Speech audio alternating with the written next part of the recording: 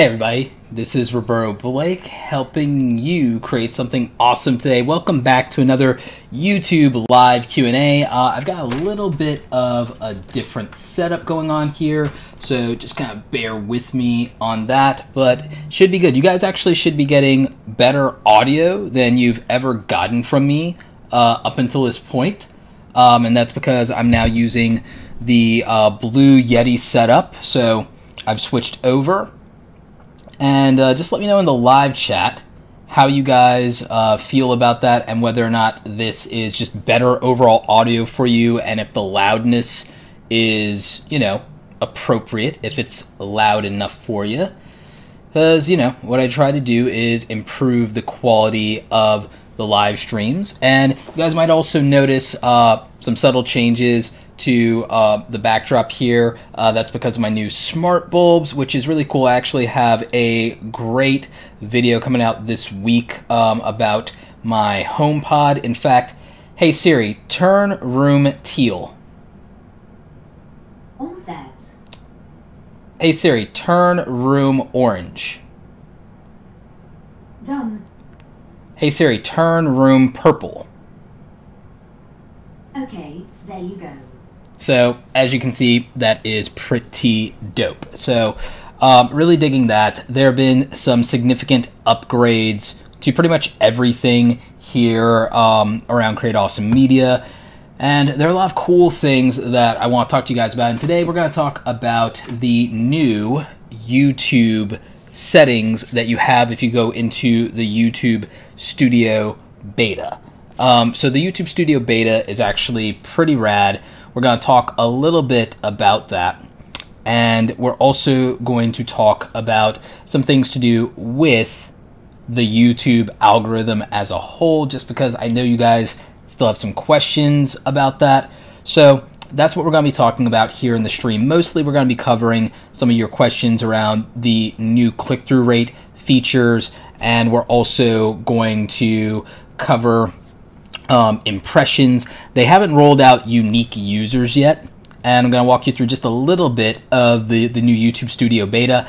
I still prefer YouTube's classic mode because I get all the data and I'm able to sort and organize and customize it the way that I want. So, I mean, I just prefer Studio Classic, even though it looks much uglier.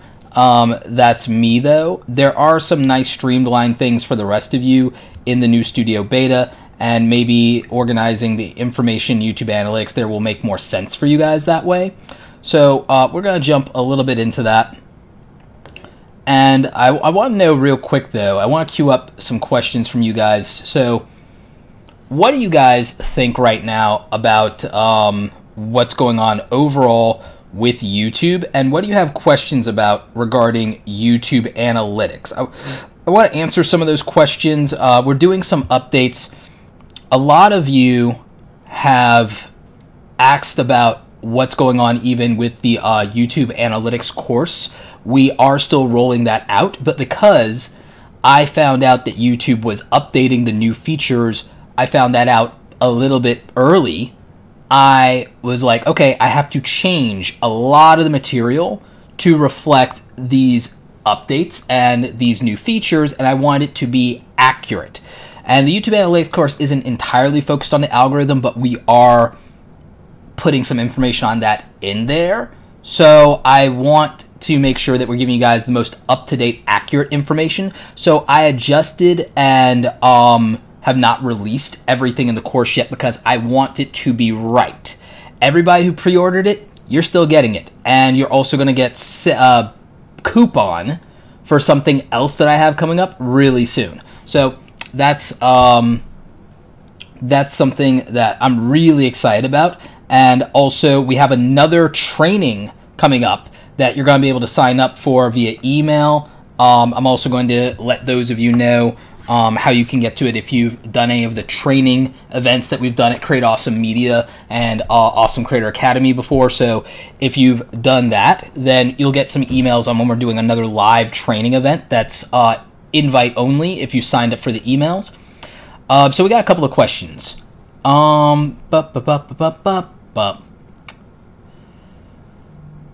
Hey Roberto, it's helpful to know that they haven't rolled out unique viewers yet. I was wondering why I couldn't see mine. Yep, not rolled out just yet. Let's see. Roberto, how do some channels get more views than they have subs on a single video? What am I missing? That's just how it works sometimes. Even when I had a smaller subscriber base, I could get, when I had like 50,000 subscribers, I could get 100,000 views on a video in the course of a couple of months. I remember when I did the Microsoft Surface Studio hands-on review, because I was at Adobe Max in November of 2016, I was able to get more views on that video than I had subscribers in about a 60-day cycle. And so that is something that happens sometimes if you tap into a trend or a mainstream topic and it's going to reach beyond your audience. What a lot of you are making the mistake of is, if you look in your analytics, you'll see that most of your views, once you grow past a certain point, most of your views will not be coming from your subscribers. And in our previous training, you saw that YouTube isn't even pushing your video to the majority of your subscribers, which I think a lot of you have known about and understood for a while, that YouTube isn't necessarily pushing your videos to your subscribers. So it really just depends. If you're saying it's happening to someone for every single video, well, that's just their luck. That's just how it worked out for them. Every single YouTube channel is different. So aside from a few things that you can replicate, there's no point in worrying about it. There's no point in worrying about it. So, there you go. All right, so let's jump into the YouTube Analytics dashboard real quick and see what we can see. All right, and Brittany Dane is saying that she's getting unique viewers on her dashboard. We'll see if that's been updated in mine at all, though I doubt it. So this is the new YouTube Studio Beta, and it defaults to a view of what's going on with your videos by default. And then they're doing something where they're telling you what's going on with, say, the last video that you uploaded. And they're saying that, this has some good traction so far, and this is experimental, so they may keep this, they may not. It's telling me that this video did a certain amount of views in the first 32 hours, similar to, the amount of views I normally get in that same time frame, unless I'm promoting something or using... sometimes I've noticed that if I do Instagram stories, I'll get a slight bump earlier. So that's interesting. And again, this is the normal information you typically get in the YouTube dashboard. It's just presented a lot better, and it's using certain graphs by default. Clicking in doesn't get us that much more information though, which I'm not thrilled about. And I've heard that they're going to expand these date ranges so that we get custom date ranges back. And if we get custom date ranges back, then we can look at a period of time where maybe we marketed or promoted something in social media and compare it. So they're going to give us more of these date ranges. So don't worry if you see that there are features that aren't here. There are a lot of missing features, and they're going to add this stuff eventually. Malevolent Elephant, thank you for the $24.99 super chat. Awesome. So, I expect that we'll eventually get some of the drill down information from this. It looks like I have unique viewers now. So we can see that right off the bat in the dashboard that we have unique viewers. And for the last 28 days, it was 250,000 unique viewers. But let's see what that actually means by trying to hover over this question mark and see what they say. Estimated number of people that watched your content within a selected date range. That kind of makes sense when we consider that most of your views come from non-subscribers. That's how you grow, right? You get people who aren't your subscribers to watch your videos, and then they subscribe. So that's how you grow. So let's look at Discovery. So with Discovery, we can see impressions, we can see impressions and how they led to watch time. And now we can see impressions and impression click-through rate. So the first thing we have to do is we have to kind of put this into context, and we have to explain what all of these is. So impressions are how many times your YouTube thumbnails and titles kind of appeared in front of viewers. So this says right off the bat, impressions, how many times your video thumbnails were shown to viewers, includes only impressions on YouTube, not external apps or sites. So let's, that's good to know. And so this gives us a little bit more information. Impressions data shows how many times your video thumbnails are shown on YouTube. Think of each impression as a potential reach on YouTube and an opportunity to earn a view. An impression is counted every time a video thumbnail is shown to someone on YouTube.com. It is important to understand that not every instance where a viewer sees a video thumbnail will count as an impression, and that not all views come from thumbnail impressions. In cases where impressions are counted, we count an impression when we can detect your thumbnail was visible to a user. For example, we may count a thumbnail when it is shown for more than 1 second and at least 50% of the thumbnail was visible on the screen. Impressions are registered with search results, the YouTube homepage, YouTube feeds, subscriptions, trending, history, watch later, up next recommendations on the right side of the video player. This includes autoplay and videos in playlist. Impressions are not registered from external websites, apps, links, embeds outside of YouTube.com, the YouTube mobile website, videos on YouTube TV, YouTube Kids, YouTube gaming apps, content within the video player such as cards, end screens, and watch next, videos in email or push notifications, videos that play in the background tab, no visible impression, videos whose thumbnails are less than 50% visible or visible for less than 1 second, or TrueVid view ad discovery. Note, impressions can take longer to be calculated than views, so you may temporarily see 0 or a limited number of impressions when looking at the latest upload. So what that tells us right off the bat, if you guys are paying attention here, I don't know if you caught that, but this means that overall, in deciding whether you're going to get a click and a view, one of the most important deciding factors is your YouTube thumbnail. And YouTube showed us some evidence and some data here that they are pushing and promoting your videos. So that means that the next time somebody as a small YouTuber says, YouTube isn't promoting my videos or YouTube hates small YouTubers, I'm going to tell them to look at this and to shut up. And I say that, from a place of love, because I've heard for the longest time, I've had it bleeding in my ears, YouTube hates small YouTubers. YouTube is trying to push small YouTubers off the platform. That's all anyone wants to say. And it's just not true, because we can see in the data that they're promoting people, but they may not be clicking because of thumbnails or titles, or they're just not interested.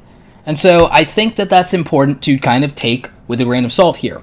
Buzz Stringer, thank you for the $5 euro. You're an inspiration. Do you have a method for tracking analytics revenue from multiple platforms in one place, or is this a job for Excel? Thanks. This is definitely a job for Excel. That's definitely a job for Excel spreadsheets, or using something like what's that thing from Intuit? QuickBooks. So yeah, you can use QuickBooks. If you can't afford QuickBooks, check out FreshBooks. You can get a free trial there. You could also go with my affiliate link to a free trial of FreshBooks at robertoblake.com/freshbooks, and that might help you out, get a free trial. And that's what I actually was using for my invoicing software. I'm still using it, but I'm transitioning to QuickBooks now because that's what my accountant wants. But yeah, with all these impressions and this click-through rate, it means that YouTube is pushing it. YouTube is promoting channels. YouTube is distributing this and putting us in front of the right people, or at least people in general.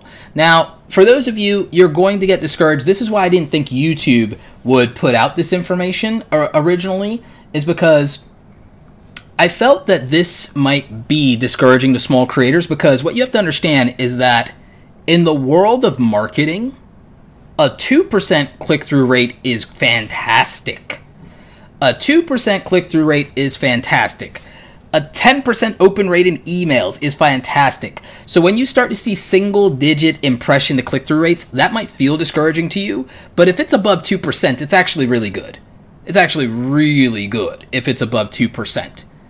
And you also have to account for the fact that the people who are clicking on your thing and saying yes, that's out of everybody in the mainstream YouTube audience that this might have reached.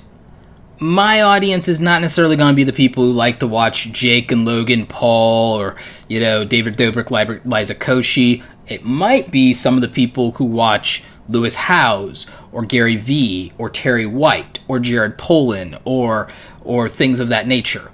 It might be some of the people who watch Sonny Lenarduzzi or Tim Schmoyer or some of the people who watch Charlie Marie TV or Chris Do. So out of the mainstream pool of audience, if you're not hitting something that's topical, and I'll give you an example.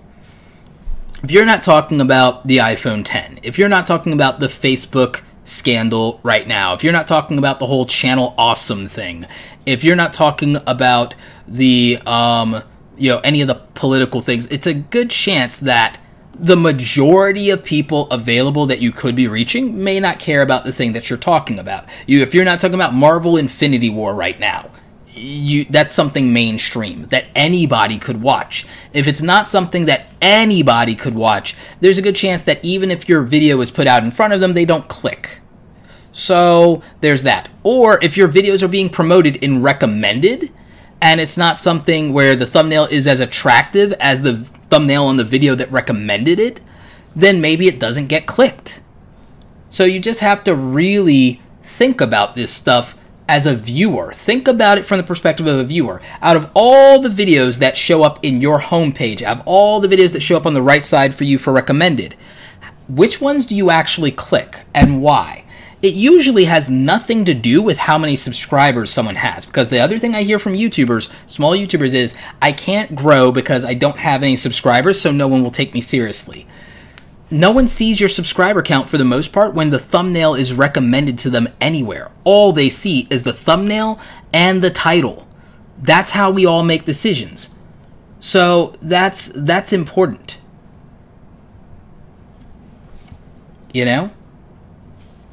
So I think you really need to put these things into context.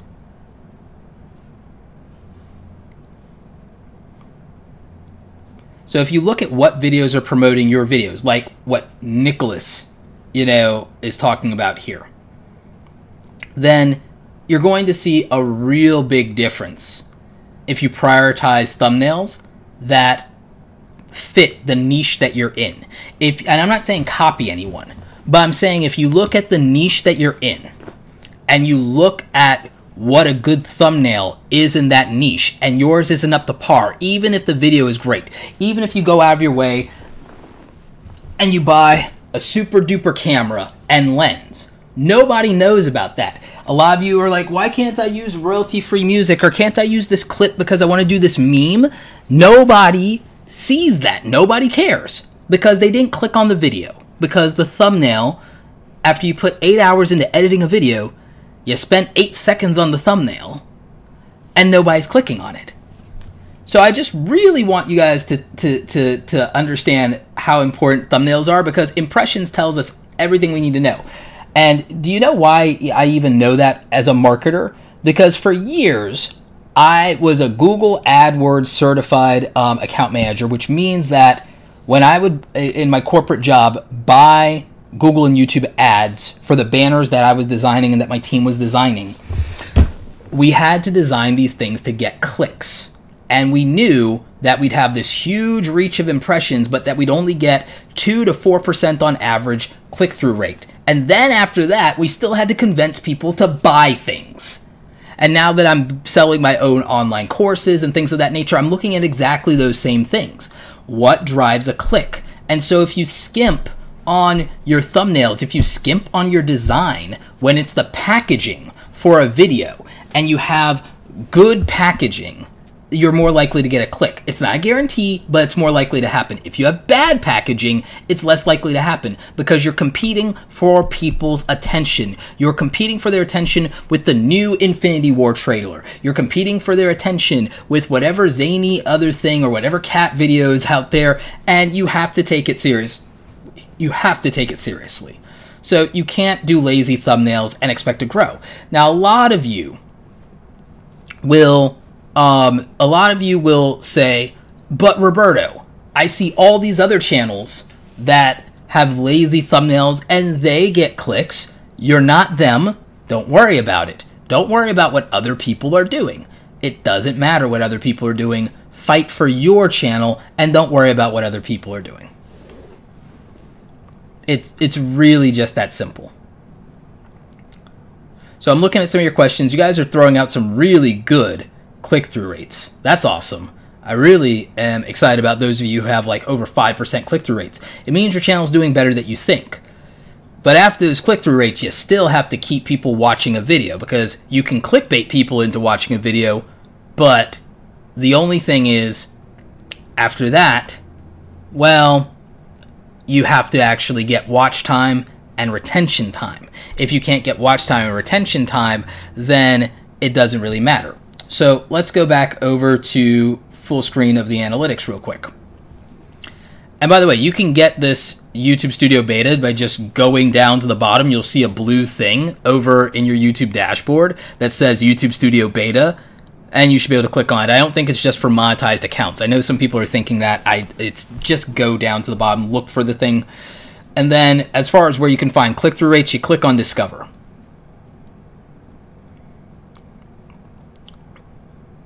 So Sarah Makes Art says my click-through rate is 2.5%. Yeah, that's pretty good. 7.3%. That's awesome. You know, you're kicking butt. Like, so, you know, that's something you have to think about. Now, impressions are about opportunity. And like I said, you also have to take this into context. Because when we hover over, this is what impressions are. You see, my videos rely heavily on search.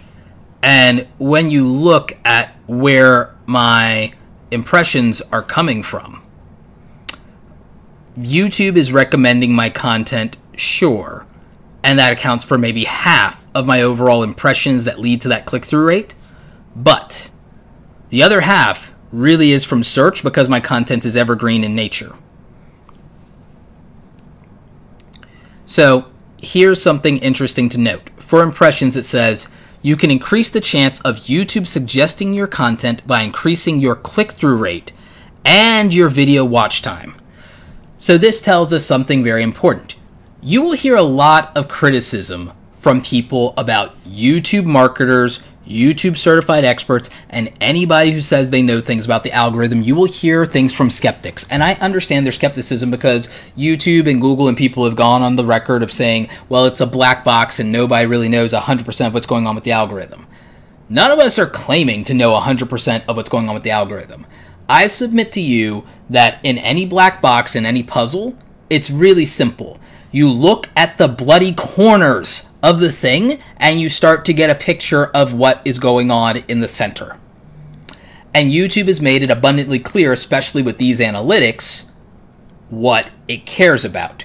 So this is the part where you're going to want to get a piece of paper and you're going to want to write this down. Because I'm going to tell you what the corners of the YouTube algorithm are, the cornerstones, if you will, of the YouTube algorithm. So do me a favor. Get a pen and paper or open up your notes app or open up your phone because you're going to want to write this down. The other thing you can do for me is if you're ready to go, like if you've gotten any value from any of my videos, if you've gotten any value from any of my live streams, and you want to hook me up with like a $2 or $5 super chat, if you're in the live stream right now, I would super appreciate that. If you're watching the replay, drop a comment and tell me how you got value from me. So, you know, now would be a good time to do that because we're about to gear up and I'm about to tell you the cornerstones of the YouTube algorithm based on information YouTube's already given us. I'm going to have this in more detail in the YouTube Analytics crash course. I get a little bit into this in the free live training video that's over on awesomecreatoracademy.com, but I'm really going to get into the cornerstones of the YouTube algorithm as told to us by YouTube's own data and by YouTube's own admission. And like I said, if you're in the live stream and you've gotten any value from this or you're super excited about what we're about to dive into, feel free to throw a super chat. See, we got one from Clover Tack. Great value because you keep it real. Love you, bro. Thank you so much, Clover Tack. I appreciate that. Now, let's see here. Let me tell you a little bit about what's going on here because YouTube is making it very clear to us, even right now, they're telling us pretty much exactly what we need to know. Click-through rate has been something we've all known probably plays a factor in the algorithm. So, we know that click-through rate is important, and YouTube just said, in writing, right here, you can see it for yourself, you can increase the chance of YouTube suggesting your content by increasing your click-through rate and your video watch time. So number 1 and number 2, click-through rate and watch time. If you're going to prioritize anything in YouTube, you need to prioritize click-through rate and watch time. So those are two things we absolutely know without a doubt that YouTube cares about. So we know that those are big factors in the algorithm. We also know that average view duration, or what we call retention, is a big factor in the algorithm. They wouldn't put it on the first page otherwise. So that's something you have to take into consideration, retention rate. And when Tim Schboyer from Video Creators was talking to some YouTube employees, they pointed out that the ideal retention rate that you would want to shoot for, and I'm going to tell you 25 to 35% is good. 50% is what you want to shoot for. 50% or better is what you want to shoot for. So I hope you're writing this down. Click-through rate, watch time, and average viewer retention rate. Viewer retention rate makes a big difference. Click-through rate, watch time, viewer retention rate. Focus on those. The other thing we've talked about many times before is that every single social media platform wants you to concentrate on keeping people on the platform. So session starts and ends are important. If you can keep people on YouTube.com, that's in your best interest. When you're just getting started, I know that the temptation, and I've talked about this, if you need money, you can send traffic off YouTube.com to sell your merchandise if you need money. I don't want to discourage that. If you need affiliate revenue, send them off YouTube.com, get the affiliate revenue. If you need sales of your products, do that. But if you can make a good portion of your content designed to keep people on YouTube.com, that is in your best interest. So number 4 is those session times. You absolutely want to keep people on YouTube.com if you can, no matter what, you want that to happen. So click-through rates, watch time, average retention rates, and then session starts and ends. You want those sessions to last, and you want to be the thing that brings people to YouTube.com. So those are going to be 4 big factors that are going to make a big difference for growing your channel. And we know that those are things you want to leverage in the YouTube algorithm because YouTube is telling us that that's important. It's telling us that that would matter to them. So that's what I think you guys need to do. And let's see. So let's go ahead and see what you guys have to say about some of this. And let's go ahead and read some of your super chats.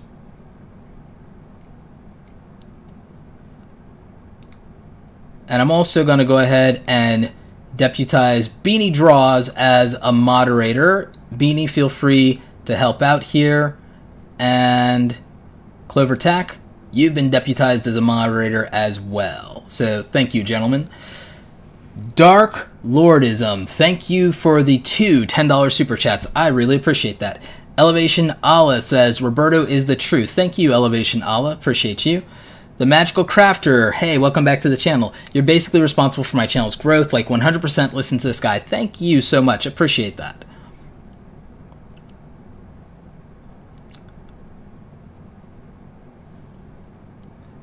All right, so that is actually pretty dope.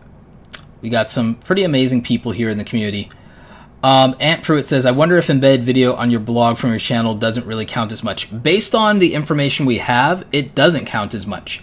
We got that information just by reading this, so I think it can help if you can get them off to youtube.com, but if you're just watching it in your blog, maybe not as much. So that's gonna play a role. So we, to recap, we covered the importance of getting your click-through rate up, getting watch time up, obviously, increasing session starts and durations, and keeping people on youtube.com. And we also talked about the importance of better retention rates and that you want to shoot for 50%. Now, there are a few other things you got to think about here, even beyond that, when it comes to the YouTube algorithm. And we have this information from pretty much YouTube themselves. And one of the things that you still need to think about is the metadata. And I'm gonna show you why. And I think it becomes pretty obvious to people that titles, descriptions, and tags still matter. But I'm going to point that out because if you look here in Discovery, YouTube is saying that suggested videos and search here for me are roughly even, and then it has browse features here. Now, again, they're not going to give us a lot of context here. We'd have to go back to YouTube Classic for that, but I can explain it to you as well. You see, when YouTube, and most of you are coveting the idea of suggested videos, how is YouTube supposed to know what other videos to serve your videos to in recommended if you don't have good titles, descriptions, and tags to help it figure that out? So that means that any hope that you could get from YouTube search, which also led to half of my other impressions, by the way. Half of my impressions came from viewers seeking your content. So that's half. YouTube is doing half the work and I am doing the other half. Let's learn a little bit more about this. Traffic sources for impressions. The traffic sources for impressions report shows the YouTube features that viewers use to find your content. An impression is wherever your video thumbnails are shown on YouTube. You can use this report to see traffic sources for registered impressions to see where your thumbnails and titles are showing the most to potential viewers. Not every instance where a viewer sees a thumbnail will count as an impression, and it talks about external sites as an example. Half of all channels' videos on YouTube have an impression CTR that can be in a range between 2% and 10%. So now you know 2% and 10% is the range for the top half of YouTube channels. However, new videos or channels less than a week old or videos with fewer than 100 views can see an even wider range. Furthermore, if a video gets a lot of impressions, it gets promoted on the homepage or watched next, it's natural for the CTR rate to be lower than for videos where most of the impressions are from sources like your channel page. Ultimately, it's best to compare CTRs between videos over the long term and keep in mind how their traffic sources will affect their CTRs. The report includes metrics from the following traffic sources on YouTube: the video watch page, the YouTube homepage, and the trending tab. You can also look at click-through rate by traffic source to get an understanding of how well your thumbnails and titles convert impressions to views in different contexts. Keep in mind that traffic sources like YouTube search typically have a higher click-through rate than sources like homepage because they're sources of traffic where your viewers have a greater intent to watch. So think about that. A lot of you keep disregarding YouTube search and listening to people who says that titles and descriptions and tags and optimizing YouTube doesn't matter. And I get that it doesn't matter as much as it used to. But YouTube itself is telling you that you still need good metadata because YouTube search is figuring out relevancy. And it's a robot. It doesn't know how funny you are. It doesn't care. It doesn't care. It doesn't know how hard you worked on a video. It doesn't care. It has no idea what your production values are. It has no idea that I shot it on the Sony a7R III, an expensive camera. It has no idea. What it does know is that I shot it in 4K. What it does know is what the length of that video is. What it does know is that the video has closed captions and what's in those closed captions. What it does know is the title that I gave it, the description that I gave it, and the tags that I gave it. It knows that I used a high quality thumbnail. It knows these things. And those things are mostly things that I can control. So I should control them to the best of my ability for the most advantage, aka I should optimize the metadata that I'm putting in to get the most out of it. If I want to optimize my content to get the most out of it, I have to know my audience and make the best quality content. When it comes to making your content, you make your content for the audience, not the algorithm.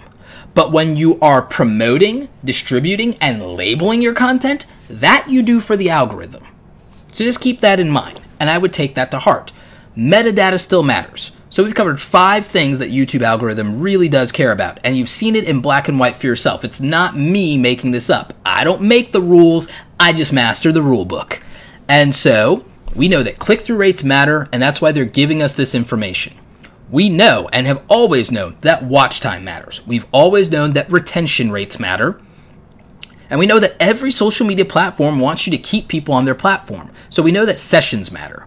But now, based on this information, we also know that metadata still is important. That it's how they understand relationships between videos, how they can recommend videos for suggested, how videos show up in search, and how they can categorize videos, and how they can also match them with ads if you care about that from a revenue standpoint. And we know that's important because YouTube is still telling us the top search terms associated with our channel. So it tells us what brought viewers into the channel at some point. And so based on this, I know that since I am getting a lot of watch time minutes and traffic around things like starting a podcast and promoting a podcast, even though that's very few videos on my channel, that I could dominate by talking more about podcast. I see a lot of stuff here with the passive income side. I could do more videos on that since I don't have a ton of them, but they're doing so well for me. So I know that I can use these things to my advantage to grow my channel. It also tells me about the top videos suggesting my content. So I know that if I want videos to suggest my content, that the title of those videos and them being similar would matter. That words in their description that create a relationship might matter, that tags might matter. So these are things we can't ignore. We really just cannot ignore these things. It's there for a reason, and YouTube is trying to help us understand this. Now, within my channel, I could look up something like passive income. And I could probably go ahead and ideally pull up the discovery data for the last 28 days on this particular video. And I'm pretty sure that that's what's showing me. And so this video has quite a few impressions on it. We can look at this for individual videos, by the way. I don't know that you guys fully realize that. And I can see what the click-through rate is. And it's close to my general average of around, that 3%. And I'm accumulating a lot of watch minutes on that. So that's actually really helpful.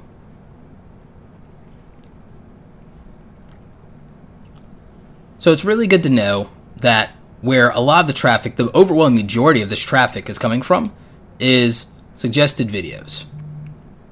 And we can see that a little bit more plainly here. We can't get as much detail as I would like because, again, this is different than the classic studio view. But I've been told that they will eventually put this information in the classic view. It's going to go to Creator Studio Beta first, but I like being able to drill down into these things, and that's just something we can't do in classic view just yet. But I like drilling down into these things for more information. But I can see what other videos are recommending and suggesting this video. And you'll notice that the titles of things recommending this video on 10 ways to make passive income online are very similar to what my own title is. And so this is why we know that if we want to get recommended videos, titles, descriptions, and tags are still important. So again, I wanted to put that into context for you guys. And that's why I decided to show you that.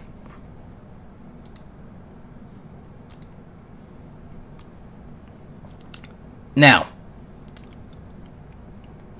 let's go ahead and see what some of you guys have to say about this information. Let's check out some of your super chats.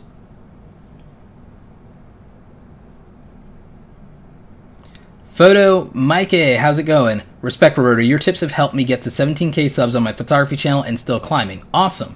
Hydra409. Off topic, Squarespace versus WordPress. Can I still rank and have SEO with Squarespace, or is it a waste of time and I need to learn WordPress? You can technically look at WordPress for the maximum amount of SEO, but Squarespace, you could still kind of do it if you want to go into it. So you could, if you just need the visual design capabilities of Squarespace. Obviously, WordPress is going to be better. I would say there's a 10 to 20% difference between them in favor of WordPress, but you could make a better looking website more easily with Squarespace. So it just depends on what your needs are.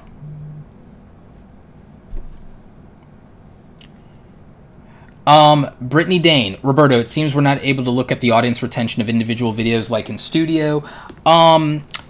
Yeah, in Studio Classic, that was more accessible. I think that over time they will improve that I think they'll improve that over time. So I think we'll get something closer to a middle ground there where we'll be able to do that.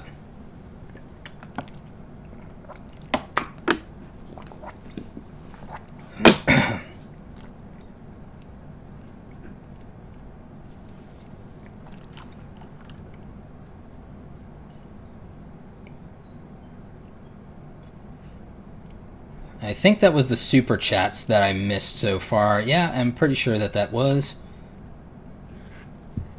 Yep, metadata still matters. A couple of you. Yeah, so being able to see that for yourselves, you know, these are some important things that you really have to take into consideration with YouTube. Relevancy still matters, so that means that metadata ultimately does still matter.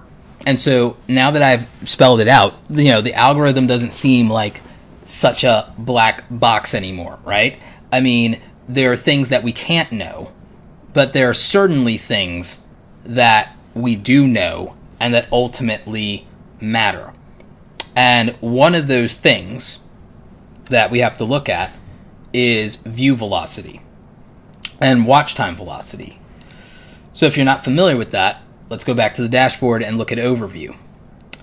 Real-time analytics is something that I think a lot of us are taking for granted. So real-time analytics and looking at real-time in the last 48 hours, real-time in the last 60 minutes, you can clearly see that YouTube is looking at your minute-to-minute and hour-to-hour traffic in a very real way. So this is another component of the algorithm. We talked about the importance of watch time. We talked about the importance of click-through rates. We talked about the importance of retention rates. We talked about the importance of keeping people on YouTube with longer sessions. And we talked about relevancy and metadata. Number 6 in your notes, watch time / view velocity. So watch time and view velocity are about how much watch time / views did you get in the first hour of the video being public, the first 24 hours of the video being public, the first week of the video being public, and the first 30 days of the video being public. Getting as much as you can in these time intervals actually is really important. It is tremendously important. The better a video performs the first hour that it's uploaded, the better a video performs the first day that it's uploaded, both with regard to views and with regard to watch time, is going to be important. And we know that because we know that YouTube is measuring click-through rates. So getting as many views means that you got as many clicks as possible in a short period of time. So that's an indicator of interest for YouTube. And then we know that they value watch time above all else. A concentration of clicks and watch time in a hour-long or 24-hour period is a signal to YouTube that this video is relevant and important to these people. So that is going to be dramatically important for the success of your videos. And what a lot of this adds up to, and you shouldn't be surprised by this, is what do my thumbnails and titles do in order to make somebody click a video? And so that is the key here, ladies and gentlemen. And with that in mind, I want to remind you that over at awesomecreatoracademy.com, we've developed something to help you guys, because not all of you are going to be good at YouTube thumbnails. So we made the YouTube Starter Kit. There's a link in the description, and until the end of April, we have a discount code that you can use, small YouTuber, and you will get a discount. And I believe right now that discount is $20 off, so that's in the description below. What's the YouTube Starter Kit? Well, we launched this back in November of 2017, and it has over 160 different downloads, and we're adding more. And what you get is you get YouTube thumbnails. They're designed in a way that you can use in Photoshop, or if you need something free, photop.com is the free equivalent of Photoshop, because some of you are on a budget.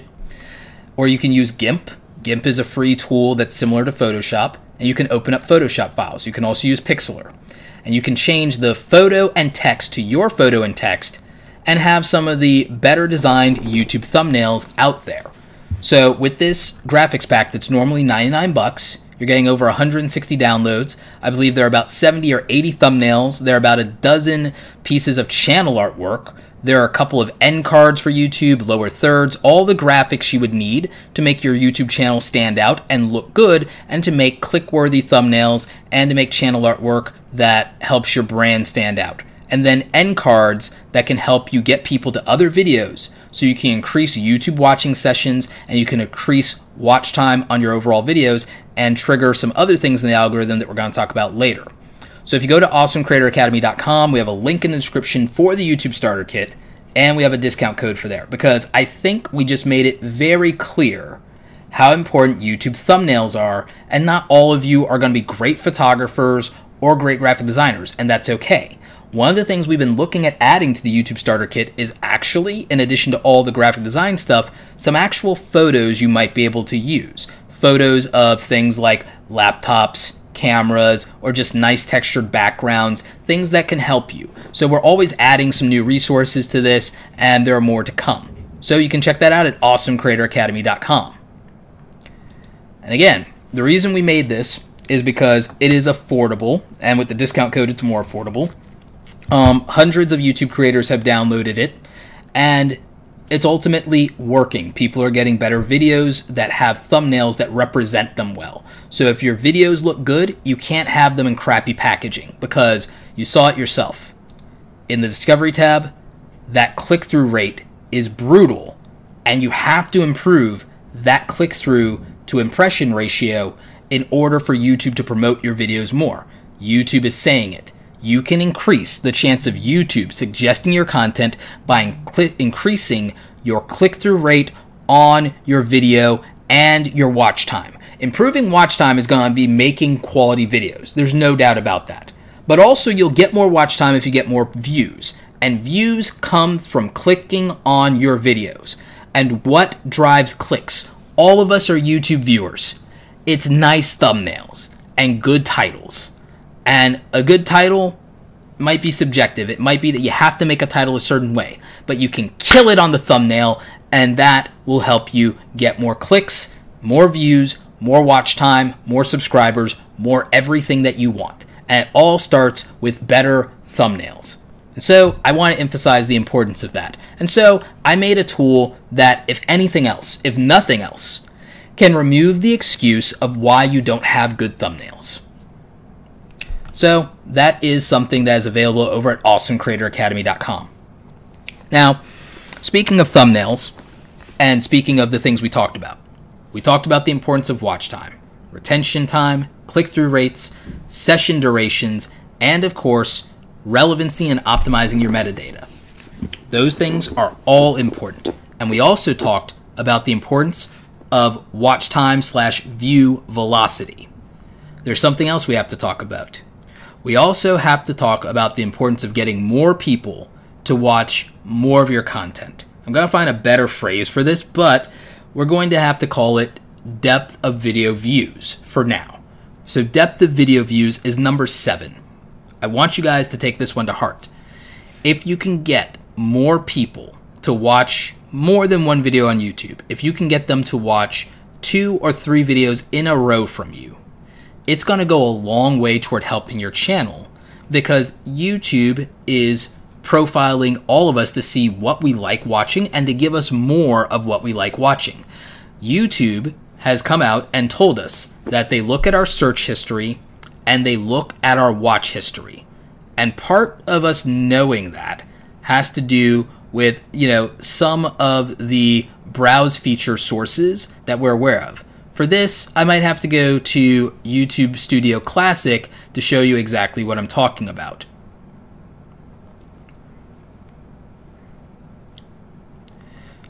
So in YouTube Analytics for YouTube Studio Classic, if I go to traffic sources and I drill down into YouTube's browse features, you're going to see something interesting.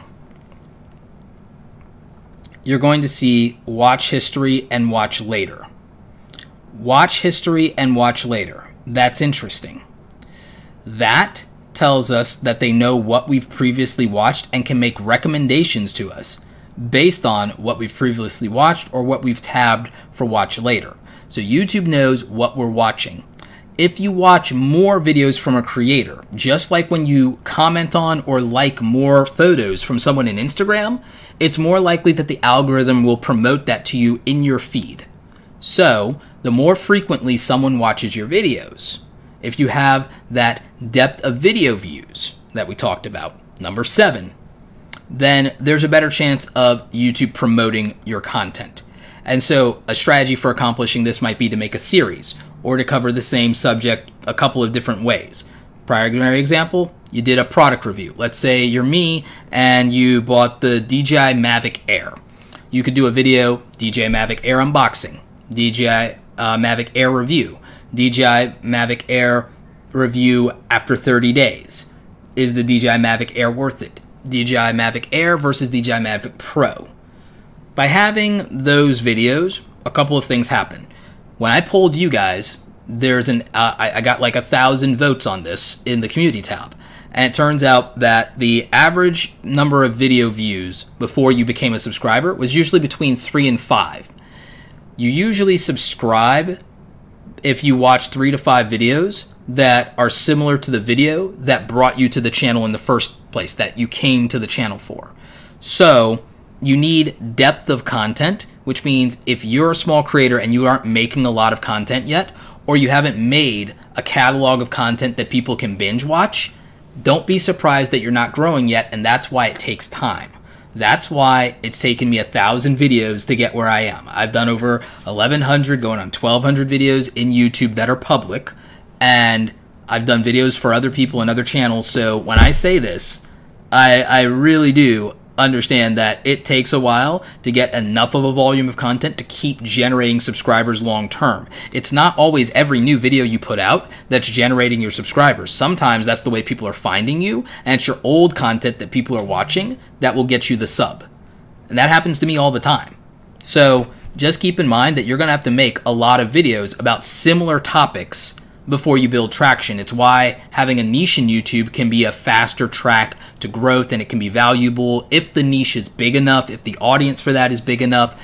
And so you can see how this is all tying together and how this mysterious algorithm isn't so mysterious. The finer details of what numbers and thresholds and percentages you need to hit, of course, that's all a mystery. And of course, there are exploits that are hitting the algorithm that some creators have found and are keeping to themselves. But the general things that most of us can do and can control are known, and then you just have to be clever enough to use it in a meaningful way. And so when you think about, well, I need people to watch 2 or 3 of my videos, all of a sudden, those YouTube end cards become very important to you. All of a sudden, The YouTube Community tab becomes very important to you if you have 10,000 subscribers or more. All of a sudden, the YouTube info cards that you get 5 of throughout a video become very important to you, because these are opportunities to get people to watch more of your videos. All of a sudden, YouTube playlist become a whole new ball game and become very valuable to you.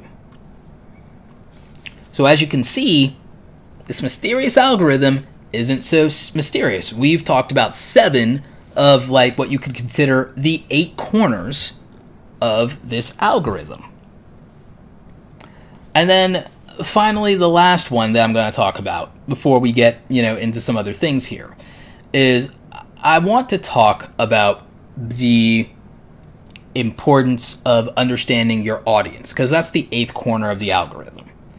The 8th corner of the algorithm is understanding who your audience is.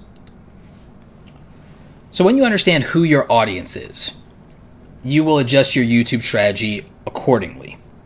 For example, we can see here that less than half of my watch time comes from subscribers. It's new people. That actually helps with growth. That's where you can get and pick up 5,000 or more new subscribers, is because if only your subscribers were watching, how is your channel going to grow? You've already got those people.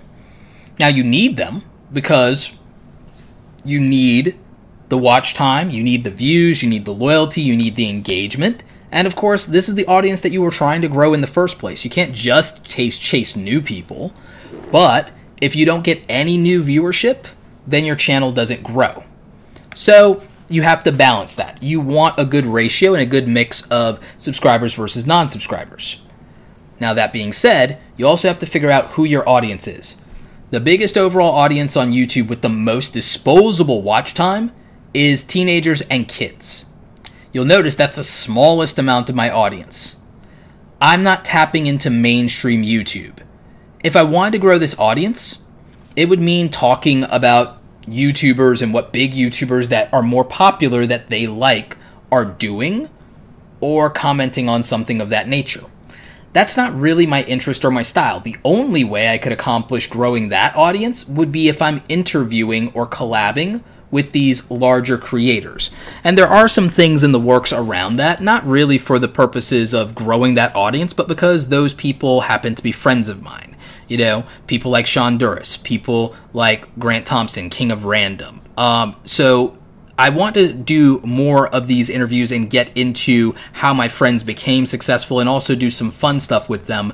And that would potentially grow that audience just because it lets me have a bigger YouTuber, a popular channel in the thumbnail and the title, and it means that I might grow some of their audience regardless of age or demographic. Those are things that I'm aware of, and those are tactics that you can use. But you have to be authentic to your channel, and you have to be authentic to your audience, because any dramatic change that you make could turn off your existing viewership, and that could hurt you with watch time and view velocity and engagement and loyalty and other things. You don't want to betray your existing audience in favor of a new audience.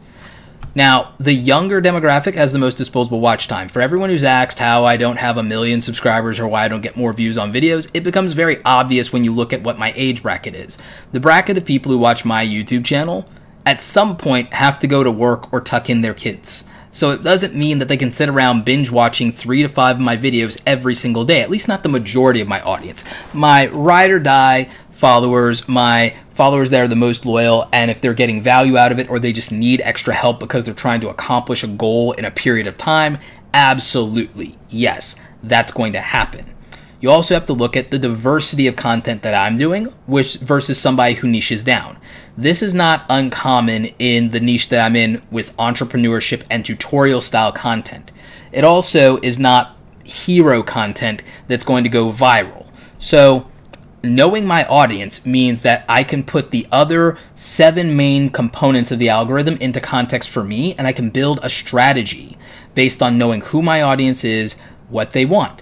Knowing that, okay, the majority of my audience is from English-speaking countries, but that I do still get international viewership, that made it important for me to have closed captions. And there is a portion of my audience a significant portion of my audience that does turn on those closed captions, almost 10%. So that's valuable.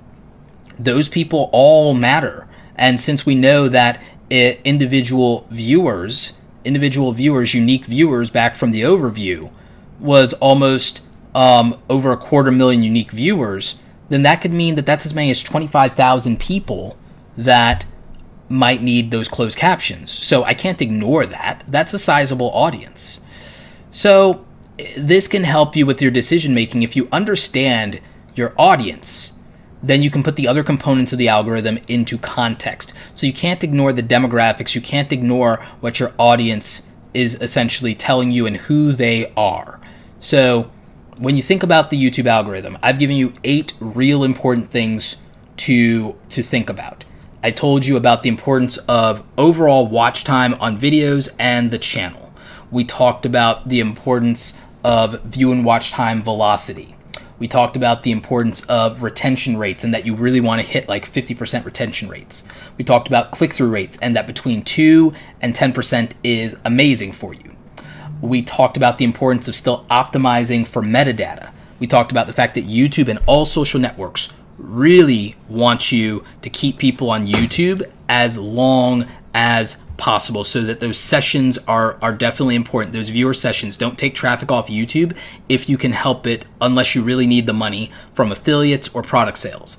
And then we talked about, of course, the importance of depth of video views, that you want to get people watching at least 3 of your videos back to back if you can, and that's going to help you across the board. And then finally, we talked about the importance of understanding your audience. So if you understand those 8 corners of the YouTube algorithm, you're going to be in much better shape.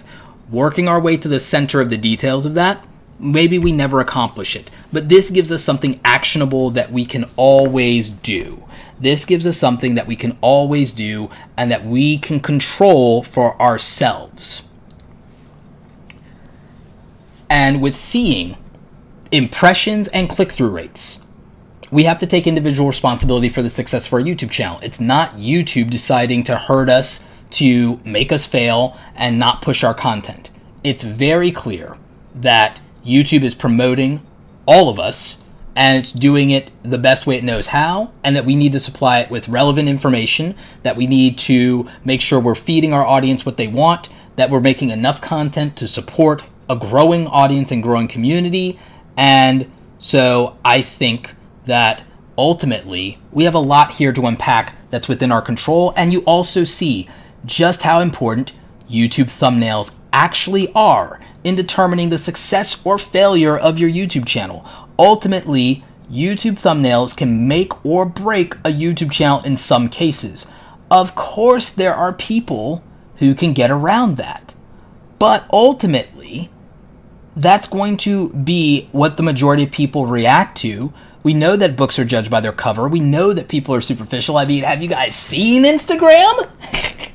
So I think that if you position your thumbnails and you research the channels in your niche that are popular and that are growing, not just the biggest channels, but the ones that are growing, I think that you better understand your channel. And Buzzcut's brought up real-time analytics. The way that I use real-time analytics is I really only look at real-time analytics when I'm tweeting out a new video, or when I'm commenting actively, or when I have some other promotion for a video coming on, or when I've done a collab. That's when I look at real-time analytics, because then I can see if something I'm doing is working. And so that becomes important from that standpoint. So I hope that answers that question, Buzzcuts. But so I feel like YouTube gives us a lot of resources and a lot of tools, but I feel that we as creators sometimes take for granted that we may not be serving the mainstream audience, and that could be where our slow growth is coming from. And it's okay. Not everyone wants to be mainstream. Not everyone wants to talk about YouTube drama. Not everyone wants to talk about Marvel Infinity War. Not everyone wants to talk about whatever the new big craze is, or whatever the new challenge is out there. And so sometimes the right answer is to stay in your lane. Sometimes the answer is to stay in your lane and to be consistent and to do what has worked, even if it's worked a little bit, and just to do it more. So I would say that this gives you some areas that you can concentrate on, and now you might have a basis for realizing your channel isn't doing something wrong, but there are things that your channel could be doing better. So I want to make that just as clear as possible, and I think that YouTube is being much more transparent with us by revealing this information. I had concerns that more people would be discouraged by this. I still feel there are people who will be, but I also think it shows people what their potential for growth is. I know that if I'm getting 250,000 unique viewers, that I have a lot of potential for growth on this channel, that 1 million subscribers might actually be feasible over the next 2 years if I wanted to work toward that goal. Seeing that my click-through rate is 3.7%, I know that if I can increase that and do something with my titles or the topics that I'm covering to increase that and still work within what I want to do authentically for the channel, that if I can do things that get a higher click-through rate, if I can find the videos that have the highest click-through rates, and I can do more content like that, then I can increase viewership on the channel, I can increase subscribers on the channel, I can do more on ad revenue, I can do more on product sales, I can do everything if I can get to closer to 10%. So that's something I can do. I can look at the videos that have closer to 50% average view duration, and I can do more content like that because it's keeping the audience engaged. Or maybe I can change the editing style of more videos to fit whatever kept people on longer. So, or I could talk to another creator, or I could look at another creator, and if they told me that they're getting 50% or more average view duration, I can look at what their editing style and their techniques or their style or their pacing is, and I could see if there's anything there that I can learn from. So when I look at all these things, I have hope, I have optimism, but I also know that that's my default. I also know that I might be very knowledgeable about these things and that the average YouTube creator may feel intimidated by it. And that's why I create resources and tools. It's why over on Awesome Creator Academy, we have a blog post with articles. It's why once a week or so, I try to do these live streams with you guys and walk you through the finer details of YouTube. It's why I'm speaking at VidCon on the industry track, and I don't know if we're going to do the creator track or not, but it's why, and I'm going to record these things, it's why I do a lot of these conferences and I get into these long sessions where I break down as much of the information that I have as possible and try to relate it to people so that they have the tools to work with to be even just a little bit more successful. Because I think if you understand this information, you can put it into context. It's why I offer one-on-one paid coaching. It's because if I can sit down and look at your channel and look at what you've got going on, or you want to give me your data, then I can put it into context and I can help you come up with a strategy that might be able to let you focus on an area that you can grow. So all of these things add up, and all of these things are the determining factor of your success in YouTube. It's really something that you can take responsibility for and that you can grow. It might feel overwhelming, but if you focus on one thing at a time, you can improve. And one of the things that I would stress that you focus on is your titles, your topics, and your thumbnails, and also understanding your analytics, but also looking if you can improve the quality of your content to increase the watch time, because if you can get better click-through rates, that's one thing, but you also need to get that watch time. And so that's why I've come up with solutions for you, and that's why I've come up with the things that I've done over at awesomecreatoracademy.com. So Kit Slams Art says, Roberto, I received so much value from your channel, video, and insights. Thank you. It's invaluable. $5 Canadian. Thank you so much, man. Appreciate that. I really do. I really do. So, yeah, that is awesome. Barry says, quality of my content is what I need to work on. Well, there are a lot of facets to quality. Quality could be editing, video production values, it could be your presentation, it could be your on-camera presence. If you're looking to improve video quality, there is something that I came up with for that. So let's take a quick peek. So over on awesomecreatoracademy.com, and this is my website, so I guess you can consider my website the sponsor for this YouTube video or for the YouTube channel. We have the formula for awesome videos, and right now we're running 50% off of the formula for awesome videos.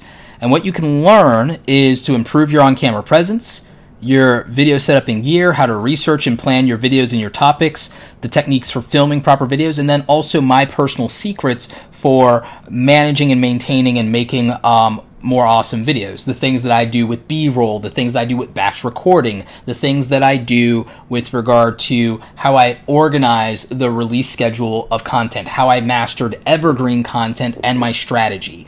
And you know, we have all kinds of resources. We have audio downloads of the lessons in each module as well. And then we also have some PDFs and things like the checklist for B-roll and the checklist for product videos. So if quality on your video content is something you want to improve because you want to get more watch time, you want people to be more engaged, you want people to share your content, then maybe the Formula for Awesome Videos can help you. It's the course I made that I think would have helped a younger Roberto not suck at his first 100 videos or so, not be so awkward on camera, know what he was actually doing, know how to get better audio, all of those things. I think it would have helped because my first couple of videos were horrible.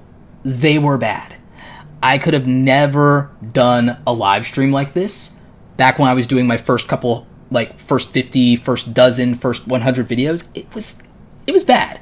It was, I'm not gonna lie, it's probably the worst content I've seen on YouTube is my first 50 videos. That's how bad it is. But here I am. So it's basically the things I learned after doing it 1,000 times, and so you can kind of skip ahead to that kind of knowledge. So I think that that's something that you guys should check out. So there's a link for that to awesomecreatoracademy.com, and we have a 50% off discount code for you guys, and that's good to the end of April. So you can take advantage of that now and get half off. So that makes it like, you know, 74 bucks. So if you want to check that out, definitely make sure you're doing that. awesomecreatoracademy.com. Yeah, plug for me. But even though everyone's first videos are bad, mine wouldn't have been so bad if I had known how to relax on camera, known what settings to lock into my camera. There were a lot of videos that were super out of focus that were like, it's just bad. It's just bad. But hey, a lot of people's stuff is bad. Gary Vee said his first 60 videos on Wine Library TV were horrible and he hadn't found his voice yet. So I think that those things become important. Hey Look by Matthew says, is video editing software as important as filming equipment? Yes and no, and I hate that answer, but it's yes and no in the sense that it depends on whether the video editing software addresses you not hitting creative limitations and whether or not you feel confident that you can create the video that's in your head. So the software can allow for that. General overall quality is down to the production equipment, the lighting, the camera, the lens, the settings, and of course the audio input. So that that would matter. Anthony Steiner, hey, how's it going? Anthony Steiner is actually a member of Awesome Creator Academy, part of the mentoring program we do over there with other online entrepreneurs and digital influencers, people trying to grow their brand. And Anthony's tremendous. Now, he did a $5 super chat. He said, I wanted to see if your lights would change colors yet. We need to talk. Awesome Creator Academy for life. Yeah, we definitely need to talk. So, you know, maybe hit me up in DMs after this. As for the lights changing, that's something I'm going to do in the near future. I have to program that. And then the lights ideally will change to match your super chat dollars in the future. So that's going to be something that is really going to be fun for these live streams. And so I appreciate that. Another $5 super chat. Oh, not $5, $8.95 from Mark Yates. Sorry, Mark Yates, everybody. I appreciate the years of dedication and content. The value is strong. Proud to support you. Thank you so much, buddy. I'm proud that I've been able to deliver for you. That's awesome. Appreciate that. But yeah, like I was saying, video quality is a combination of the first easiest threshold to cross on video quality is getting your settings right for your camera. And you have to learn every camera. there are basic settings, but every camera is different. This has a big old lens on it because I just finished shooting some stuff like that, testing this 70 to 200 millimeter lens. You'd almost never use this to shoot video unless it's a conference or something or an event, and you have it on a tripod or something of that nature. And this is for when you're outdoors. But, you know, this is something that you literally probably would only use if you're shooting like a concert or a speaker on stage. This is a 70 to 200 f4 4.0 lens, and it's on a full frame camera, so we can bump up the ISO for low light, especially on the Sony. Ideally, you'd want the master lens, the master glass lens, which is a f2.8, which would have cost another $700 on top of the $1,600 this lens costs, so that's why I didn't do it. I rarely shoot anything with this level of telephoto, so I felt f4.0 was enough. This is also the same lens that my friend Sarah Dici uses for her photography stuff and for when she has to use a longer barrel lens, like when doing the helicopter stuff in New York. Something I'm actually planning to do is I'm actually planning to do a helicopter review of some of my camera gear with Fly Ion, so that's going to be cool. And I think every time I'm in California, I'm going to do a helicopter ride, and when I'm in New York, I'm going to do the helicopter rides. Anywhere they exist, I'll just pay the money and I'll do a flyover because it'll give me footage that I can always use, and it's going to be a fun experience, and it will give me something different to add to the camera reviews. So that's something I'm looking at. The thing that I would say is you can get your settings right. You can get better equipment. Those are technical things you can overcome for quality, but that's just the first part. Quality videos after that will be a matter of storytelling, engagement, your on-camera delivery and presence, your confidence, your comfort level, your stamina, your format. Those things help make up quality as well, and those are more challenging because you can't just throw money at them, and you can't, you can't in any way augment that without effort, practice, and learning to be more comfortable and to be more creative. So that's what I would say is the bottleneck. Beanie, I think I did miss your super chat. I will try to see if I can dig it up again. Alex Fishing, 6.3% of 1.2 million impressions. What do you think? I think that's awesome. I think that's awesome. I would love, it's almost double my ratio, dude. Like, so I would love that. Beanie Draws, $5 super chat. Throwing a $5 your way. Thanks for the data. Thanks for keeping it real and keeping the motivation flowing. Super appreciate that, buddy. Thank you so much. Thank you so much. Fulbright Gaming says, in the last week I watched about 50 of your videos. I love your content.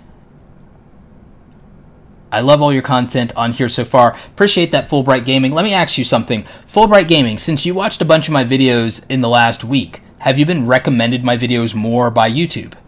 Would love to know what that's like. Grant Vlog says, 85% of my watch time is from non-subscribers. Does that mean I'm doing a poor job of converting subscribers? No, it's the opposite. It's the opposite, Grant, because if you have 85% of your watch time coming from non-subscribers, it means your potential to get subscribers is higher.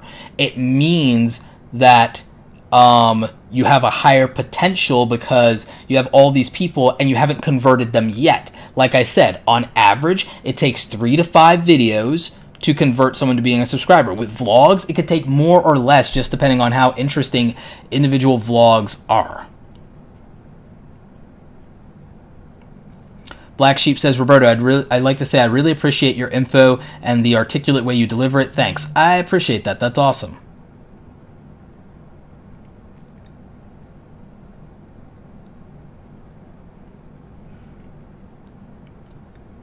So let's see what else we got here. You can see your comments. Yeah, that's kind of the point. Outnumbered Family says, zero confidence here. Yeah, you got to build up confidence. That's like one of the keys to success on YouTube beyond anything else. Confidence matters. Again, thumbnails matter, but, you know, confidence, on-camera presence, and delivery, super important. Bilal asks, if you had 3 different subjects, would you do all 3 types of content on the same channel or start multiple channels? I'd only do it if they're interrelated, and they have to be very closely related. The reason that I can do the different types of content that I do is, 1, I have a mission statement above my channel, and that's important to me, and it's important also to many of my core followers in the audience, but it does hurt my view to subscriber ratio, and it does hurt my overall probably click-through rate, which means that there are things I'm doing that make more sense because of the business that I have outside of YouTube and because of my career as a public speaker. So there are things it's one of those things where I might have to say, consider doing as I say and not always as I do. Not always, maybe 80% or so, but consider the fact that in my case, and not to make comparisons, but if you look at Marie Forleo, Lewis Howes, Evan Carmichael, Gary Vaynerchuk, Chase Jarvis, Amy Landino, Sonny Larduzzi, those are the people, those are my peers, those are my contemporaries. We all go to social media marketing world and all the marketing events. I'm not just a YouTube educator specifically in the way my friends Daryl Eves, Tim Schmoyer, Nick Nimmin, Brian G. Johnson are. I speak to a much broader range of marketing online and digital media, aka things like personal branding, developing your marketing funnels, growing your email list, using video marketing, things of that nature, building your online presence with your website being your foundation, going into different media platforms, looking at podcasting, looking at creative ways to use photography and graphic design to build out your brand so that you have assets. These are things I cover because they're all important to building an online presence or an online business. So it's a broader context, which means that many of you who tune in for my YouTube Friday videos, you should be watching almost every video I do about cameras and camera gear, because this will help you improve the quality of your videos, but also the quality of the marketing for your videos and your ability to expand into other platforms that can grow you and give you brand deals and money, like Instagram. I think none of you understand how much money there is in Instagram sponsorships right now. It is much simpler to get Instagram sponsorships if you have enough followers than it is YouTube sponsorships, and it could be much more lucrative. So upping your Instagram game with photography and the right kind of video could be very important for you. Knowing how to market yourself effectively could mean the difference, like what I talked about in the podcast episode with John Prosser, between getting a few bucks versus thousands of dollars, tens of thousands of dollars. So if you look at that, those things that I'm telling you about marketing, not just how to grow a YouTube channel, become important. Growing your email list, leverage with brands and sponsors. Brands get excited when you tell them you have an email list. And as a YouTuber, you never know what YouTube's going to do. Having a way you can reach your audience without being beholden to YouTube becomes very important for your future, especially if you sell merchandise. So I think that for selling merchandise, which is accessible to the far majority of you, having an Instagram and having an email list makes you more valuable to brands, and it's more valuable for your brand if you're selling your own merch or your own products, your own mugs, your own pillows, handcrafts, whatever. So I think that you guys need to watch more of my other content. And I'm not just saying that for my sake, I'm saying it because it's value for you. Whenever I do tech videos, consider the fact that maybe this is something that could help you in another way. Like when I review microphones and audio gear or lenses, you could be improving the quality of your videos. When I cover lighting, you guys saw that I have a new light back there. I got a new light because of Peter McKinnon, actually. A brand that Peter works with actually hooked me up because of Peter, so that's actually really cool. And I'll have a video coming out about that pretty soon. So those are things that I think you should look at. When I do videos about design or Photoshop, remember what we talked about with click-through rates earlier and how important click-through rates are. If you want to make better thumbnails that get clicked, if you want to make end cards that can take people to other videos, learning a little bit of Photoshop and design probably could help you. So all of a sudden you see how all the content on this channel relates to each other. So I'm roundaboutly answering your question. All of my content does relate to each other in a meaningful way. And even if it didn't, it does achieve my business goal. It achieves my business goals of promoting traffic to Awesome Creator Academy and the products over there that don't just relate to YouTube, but relate to social media, relate to personal branding, relate to email marketing, relate to Instagram and growing your following there, video as a whole. So that becomes important to me because that is my bigger business outside of YouTube. By itself, Awesome Creator Academy is now growing into a six-figure business by itself. So it's important for me to balance what YouTube can do to grow that business. It also helps me with my public speaking career and my corporate workshops as a consultant for brands. Because beyond being an influencer and doing brand deals, I go to corporate workshops and talk to them about their own content strategy, help them develop that, help them build their internal media teams, help them set up their systems and source equipment. So that training component of what I do, marketing myself on YouTube using that as leverage to also get out there as a public speaker and network with people that can hire me or can become customers or students at awesomecreatoracademy.com is my angle, which means that if your focus right now is absolutely YouTube first and YouTube only, there are things that I do that maybe you don't mimic because you don't have another business. But if you do, you could reverse engineer that. So I just want to explain context of why I diversify my content so much is because it fits the business strategy that I have in the long run, and it lets me serve the broader community of creative professionals and creative entrepreneurs and people who are trying to grow their brand online, because there are so many moving parts and pieces, and I want to give the holistic overview of how you manage all of this. And I want to show the reality that it's a lot to tackle. You can take on one portion of it at a time, but in the end, you're going to have to do a lot of different things.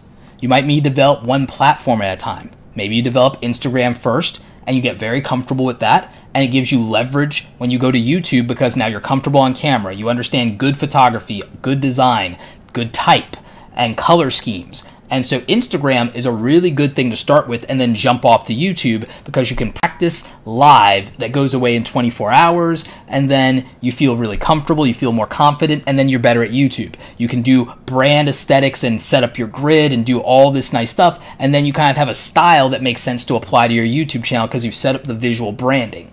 So those are things that I think become extraordinarily important in the long run. And that's also why, for me, it becomes important to diversify content. Now, I think most of you should stick to one core topic or two things that are extremely related. For example, 2 weeks ago, I think we reviewed a channel, and it was someone who was doing nursing, health/fitness, and then trying to incorporate beauty and lifestyle. And I told her she has to drop beauty and lifestyle. Why? Because the unifying force for all that might be you as an individual, but that's way too confusing to an audience to keep them loyal and coming back. But nursing and then health and fitness are absolutely related in a way that we can understand, and so it's not confusing. So I told her to focus on those two things, and it's already making a difference for her channel. So, that's something that I want more of you to think about. Now, someone is asking, Eccentric Cuddles asks, Roberto, is it okay to share the live stream of the Google Plus community in the Google Plus community that I'm in? Absolutely. Once this live stream is public, which will probably take an hour or two, feel free to share it in any place that you feel is appropriate. You guys want to share this in the YouTube subreddit? Please share all of my videos that you want to in the YouTube subreddit. It will help more creators understand the things that they need to know. So not just this video, any video that you think has value, share it in the YouTube subreddit. You have a Facebook community, you have a Google Plus community, you have a LinkedIn group. Share the videos there if you think that they have value. And if there's any creator that you think you want to share content from, please make sure you're absolutely doing that because it can help more people and it can help grow a channel. So, I definitely appreciate that. And I think that that is something more of you could look at. More than even asking people to subscribe to your content, you should ask more people to share your content. So that's what I think about quite a bit now. Hydra509, thank you for the $5 super chat. 100% about the recommend. I did the same thing with your videos. Get them in my feed now nonstop. Yep, so if you watch more videos, it definitely comes up in recommend.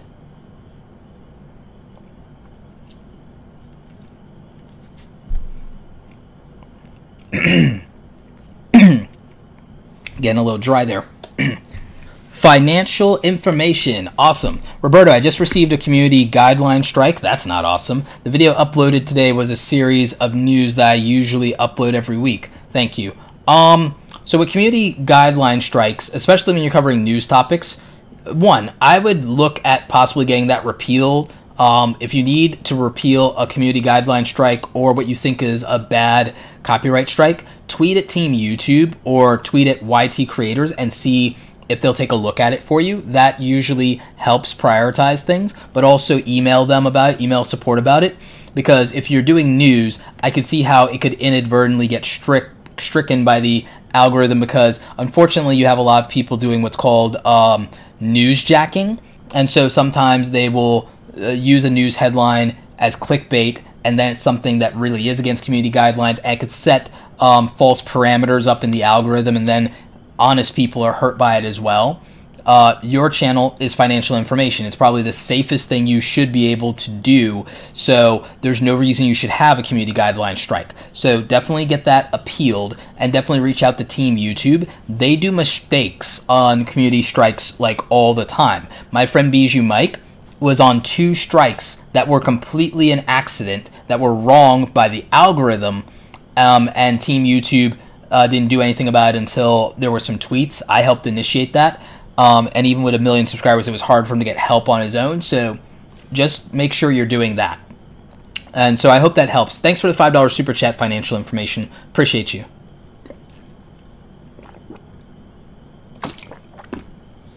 Leadership with Mike. Starting from scratch, what's the best way to get attention? Well, it depends on why you're trying to get attention. I think your motives matter, but the short version of that, beyond the altruistic, is that you'd have to tap into topics that already have attention within your niche. You'd have to tap into things that have attention within your niche. Primary example, if I want some attention right now, all I have to do is say that the Apple HomePod sucks, which it doesn't, but it is stupid. Out of all the smart devices that you could have for your home, the Apple HomePod and Siri are the stupidest ones right now. So if I did that, it would get people's attention. I would rile up the Apple fanboys, which, you know, they shouldn't hate on me too hard, because it's not like I don't buy the majority of Apple's product line, which I think gives me more of a right to criticize them than most people, which means the typical Apple sheep can't say, oh, you can't afford it, that's the only reason you're hating on it, Roberto. It's, no, I actually can afford it, I do afford it, I buy it, and that's why I'm complaining when it's a less than stellar experience on something that I paid so much money for. And in the case of the Apple HomePod, I probably wouldn't say that it sucks. I'd probably make the title, because that's almost too clickbaity, I'd probably do the Apple HomePod is an unfinished product, and I'd talk about the fact it didn't release with AirPlay 2. I'd talk about the lack of multi-room support that won't come until AirPlay 2. I will talk about, for the price point, the fact that it's closed off from Bluetooth, unlike the AirPods that can actually use Bluetooth, unlike the iPhone that can have open Bluetooth accessibility. So why are they closing this off? And it shouldn't be a glorified Apple ecosystem accessory. It should be able to be a standalone product, because it would be the only speaker you need if it only had Bluetooth. And the thing that I can do with that is the fact that the sales are bad right now, so I can justify that. But it is a video that Apple fanboys will hate on, but I'll still get watch time out of it, because they'll watch through so they can rebut all of my points in the comments or in their own video. So that is a hack, is attention. So leadership with Mike, you said you've got a management and leadership channel. I find it hard to find relevant mainstream topics. It's not that hard, Mike. I would literally just pick influential figures and then make videos to get started. Five lessons in leadership from Barack Obama. 5 lessons in leadership from JFK. 5 lessons in leadership from Elon Musk, 5 lessons in leadership from Jeff Bezos, 5 lessons in leadership from Steve Jobs, 5 lessons in leadership from Gary Vaynerchuk. So you said you have a management and leadership channel.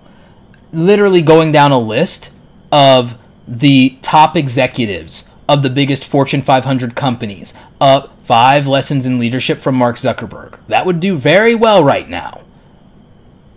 So you say leadership and management is hard to find relevant mainstream topics. I would say that it's actually very straightforward. I would say that there are so many articles on leadership in Twitter and LinkedIn that you could probably cherry pick ideas from that and you can comment on them. I would say that there are some best-selling books out there on leadership and you could break down 5 or 10 lessons from those books and do kind of a book review kind of thing. So I would really say that it's not necessarily that difficult. Kamari Ellis says Evan Carmichael. Yeah, Evan Carmichael used a similar strategy. So, yes. Judea Podcast says, Roberto, do you look at business websites that are not related to YouTube consulting for business outside of social media? Yes, I do. Yes, I do. And that's what my 90-minute coaching package can entail if that is what you need it to be. So you can find that on awesomecreatoracademy.com as well. The Technology Guy says, hey, Roberto, you're my favorite YouTuber. What ideas do you have for a young and small tech channels? Find something to focus on and hit it relentlessly. Drew over at Telos of Tech has done a fantastic job of that. So I would say that finding something that you can focus on, working with what you have, and looking at where there might be an underserved audience probably is a good idea.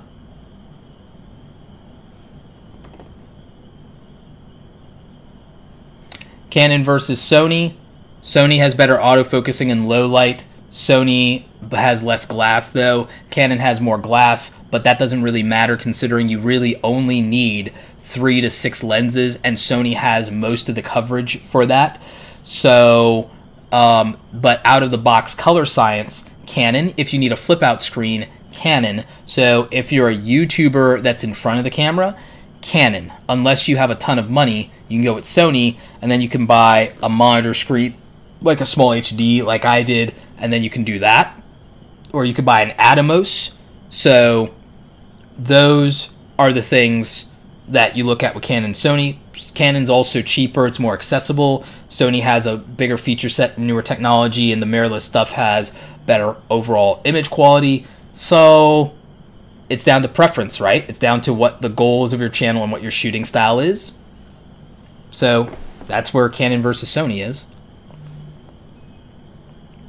Nicholas says, any idea on how to get more impressions? Make more content. Make more content. That's the only way. Make more content and then hit the marks on better click-through rate and get YouTube to promote your stuff more. It's the only way. And more content's the only thing that'll do it. And then content being more effective. For anyone who wants, oh, how do I get more impressions? That's the only answer.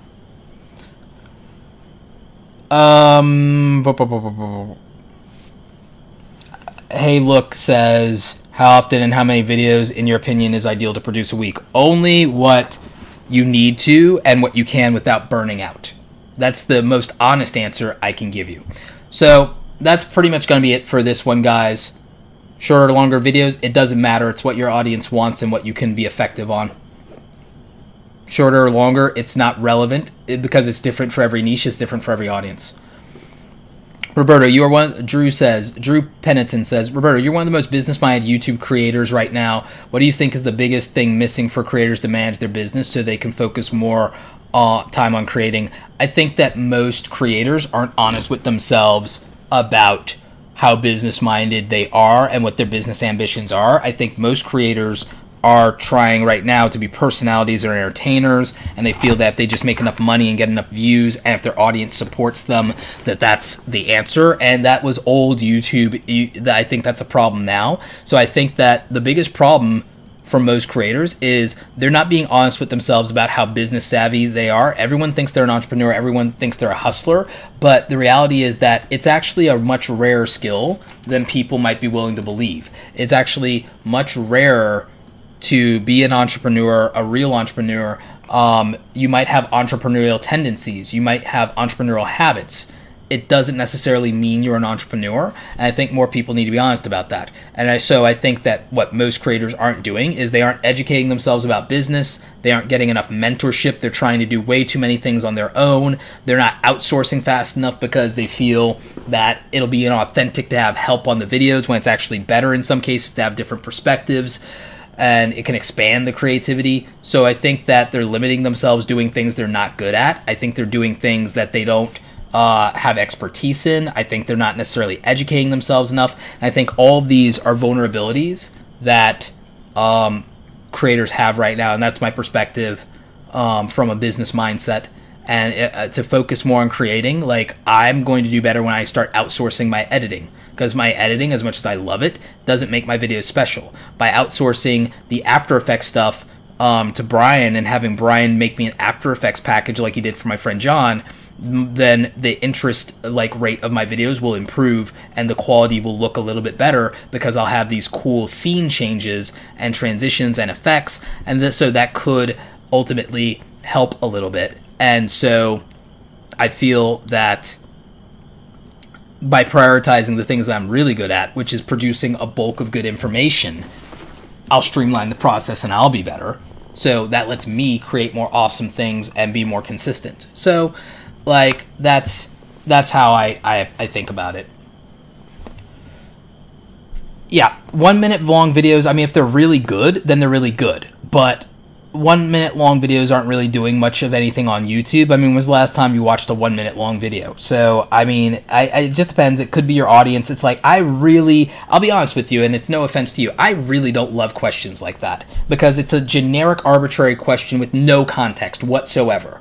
Because you don't know the age demographic, you don't know the audience, you don't know what the content is. Something being a minute long doesn't matter if it's a good 1 minute long. If it's a trailer for Cobra Kai, it'll be fantastic. If it's a minute about your trip to the beach, who gives a crap?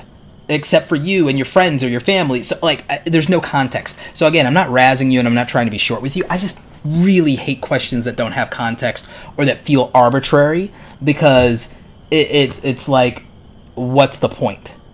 So, again, that may not be a satisfying answer, and you may not feel like that was a great answer, or you may not like that I said that, but I just feel that so many people are not applying context to anything, and they just want this generic answer. And I think we saw enough data in the first hour and 20 minutes of the stream, that it doesn't... that your data is your data, and you have to figure out what your audience wants. So you're saying that you're talking about a minute long animation based on anime, and it takes 120 hours to make one video. I think that it depends on your level of production of it taking that long. You know, it is what it is. Dustin Vang says, I think your delivery can use some work. It depends, because I'm not going to change for people. I'm not going to be less me, so it's take it or leave it on that. I mean, I suppose I could try, but if I try too hard, then I'm trying to please other people, and then that's not going to feel great. It's not going to be authentic. You guys are going to see it as fake, so it's almost like, might as well not bother and just go with the radical honesty. Might as well just go all in on radical honesty, and people can leave or they can stay. Because it's just, frankly, less effort to just do radical honesty and just take your lumps. It helps me avoid the hedgehog's dilemma. So, and I understand that the big problem is it's the hedgehog's dilemma. I don't want to hurt people's feelings or discourage them, but at the same time, if I have to do things that make me uncomfortable, then I'm getting hurt, and then I'm not doing my best, and then that's diluting the value. So it's the hedgehog's dilemma. The most I can do is just do whatever and hope it isn't bad. And hope that it doesn't hurt too much and that people don't take it way too much to heart and get discouraged. I can just hope, because if I think about it, I'll overthink it, I'll get anxious, and then I won't do anything. I'll get crippled by the anxiety of worrying about it too much. Vizzy TV says, is one penalized for not uploading weekly? Kinda. You really want to avoid a drop in the frequency of uploading. It's usually not good.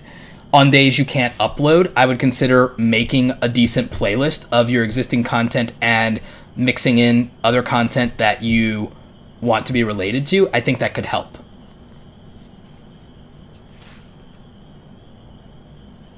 So, like, with animation, I keep telling animators that what I would do is I would supplement my animation with behind the scenes and tutorials. I would use the strategy, even though he's not primarily an animator, I would use the content strategy and formats similar to Draw with Jazza in order to supplement content that's hard. One of the things I talk about in the Formula for Awesome Videos course, that I'm going to bring this up. So one of the things I talk about in my Formula for Awesome Videos course is the idea of doing easy, medium, and hard level of content.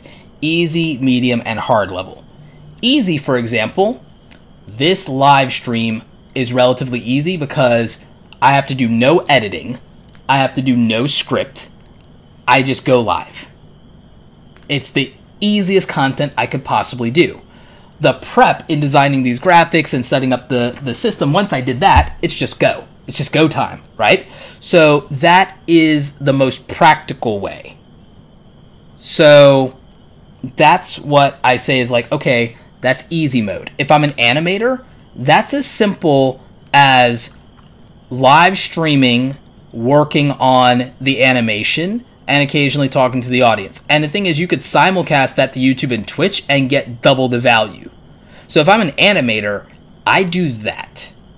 If I'm an animator, I also make 10-second shorts, and I don't necessarily throw those up for 10 seconds on my YouTube channel. I throw them up on Instagram, and I win Instagram to siphon an audience from my YouTube channel, or probably better yet, and I've talked about this multiple times on what animators should do. I did a whole video on YouTube about this. Instead of taking them from my Instagram to my YouTube channel, I would say screw growing the YouTube channel, and I would make 5 and 10-second animations on Instagram and drive people to my merchandise and sell and make more money so that when YouTube isn't working, it doesn't matter. And that's what I would do. I would use Vimeo or something for my 10-second animations, put them up on my website, not worry about YouTube traffic there, and use that to attract people and to sell merchandise. So I would do that. I would be posting them in Facebook and taking people through links to my website and selling my merchandise. So that's what I would be doing, is I'd be making money by doing that, and also getting people to hire me for commissions for still artwork. I would be selling my posters, my whatever. I would be doing that. And then on the YouTube channel, by doing these 5 and 10-second animations, I could then stack a compilation video that's 2 or 3 minutes of 5 to 10-second animations as compilation videos once a month, and then all of a sudden, I would do that. And so your problem is, you're saying, what Whistle4 says, I'm doing more hero content. I only have seen one YouTuber doing the type of video that I'm creating, and I get 2 million views a video, so I think that will get in. It's not this channel. I wouldn't rely on hero content. It looks good, but I think you're glamorizing the idea of having this portfolio, and that's okay. If that's what you want to do, don't take my advice. But I'm telling you that I wouldn't only do hero content. I would balance hero content, hub content, and help content so that I avoid any penalties in the algorithm. My audience might actually be okay with that. You have 2 million views on a video, then you have access to the YouTube community tab, because I'm sure you have more than 10,000 subscribers. What I would do is I would poll my audience and ask them if they want to see behind the scenes or if they want to see live streams while I'm working on the animation. And if they say yes, then I film behind the scenes time lapses and I film live streams, and I simulcast to Twitch. And even if they don't want to see that, I probably simulcast to Twitch. Not simulcast, I probably just stream to Twitch and grow an animation audience in Twitch of my behind the scenes content. So I would be doing much more of that. And so, like I said, if you're saying you can only produce one video every 2 weeks, I'm telling you, dude, live stream. Live stream 2 times a week behind the scenes of animation. Because when I was a kid growing up, all we did was want to watch the behind the scenes of Disney animators. But again, you can poll your audience and you can ask them if they want you to live stream every week for 30 minutes or an hour of the behind the scenes of making your animation and seeing what the process is like for you. Because you're going to have to do that work anyway. If you're going to be working and slaving over animating content, you might as well siphon audience and views and watch time from the process. I'm probably going to start streaming to Twitch every day when I'm in Photoshop or in Premiere Pro. I'm going to probably stream for 20 or 30 minutes every day in Twitch coming up. I used to do a little bit of that before. I'm probably going to go back to doing that now. So, like I said, I talk about easy, medium, and hard mode, and streaming is easy mode. Streaming is easy mode because you're doing the work anyway. You're not that confident. It could be a good experience for you if you're not that confident. It could be a good experience for you. And again, I think you'd be surprised at how supportive and loving your audience might be, especially if you're getting 2 million views. If you're getting 2 million views, I think you should be more confident than I am if you're getting 2 million views a video. And I think you could be. I really think you could be. So I would work on that confidence. I would say try it. See what the experience is like. I would say that could be growth for you. I think it could be tremendous. So, yeah, I think there's that. It can be scary because you're used to just putting out a finished product. But I think people will respect you if they see your process. I think people will genuinely respect you if they see your process. I think that could be amazing. So, that would be my advice for you guys on the animation side. Yep, absolutely.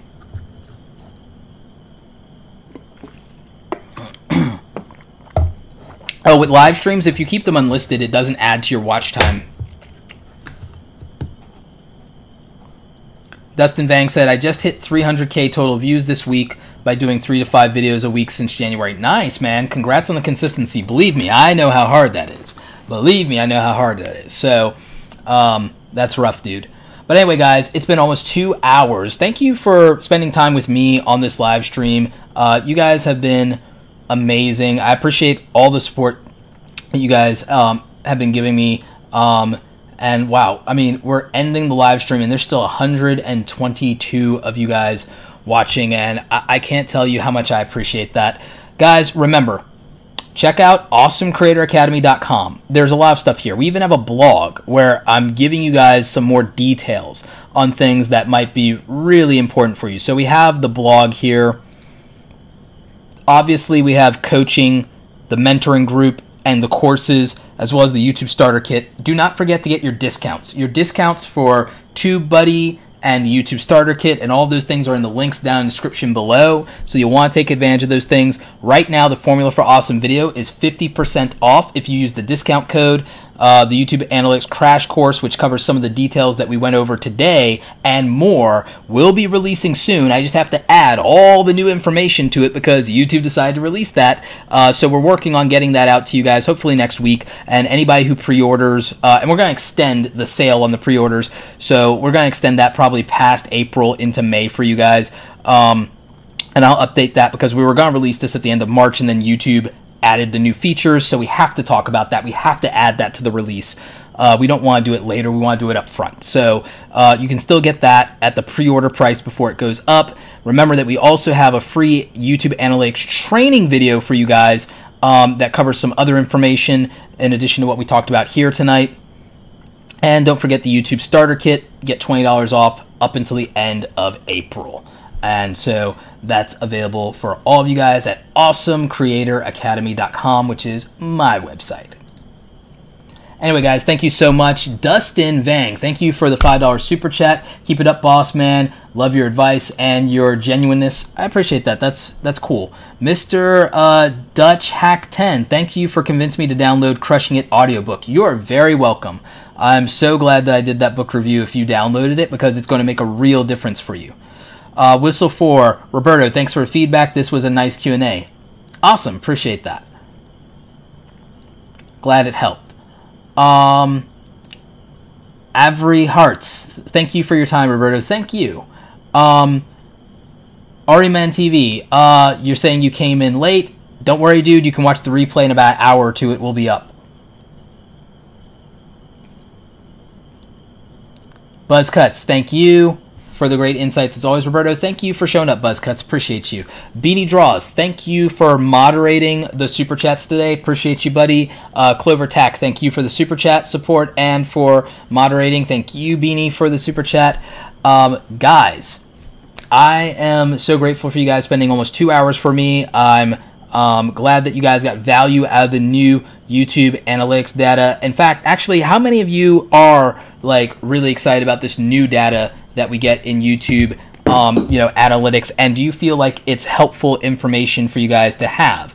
Is seeing the click-through rates letting you put YouTube in perspective now? Is it something that you're glad that you can get a better sense of?